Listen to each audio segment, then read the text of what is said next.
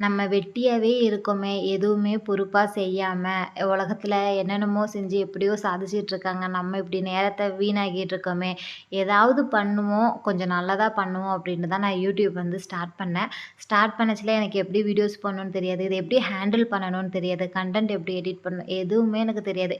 But இருந்தாலும் என்னுடைய life ஸ்டைல்ல ஏதோ ஹெல்த்தி ரெசிபின்னு சொல்லிட்டு, மினி விளாக்ன்னு சொல்லிட்டு கொஞ்சம் கொஞ்சமா வந்து வீடியோஸ் வந்து போட ஆரம்பிச்சேன். ஒரு கட்டத்தில நல்ல ரீச்சும் ஆச்சு. அப்படியே கொஞ்சம் டவுன் ஆச்சு. மறுபடியும் ரீச் ஆச்சு. இப்படியே வந்து லைஃப் போய்க்கிட்டுருக்கு.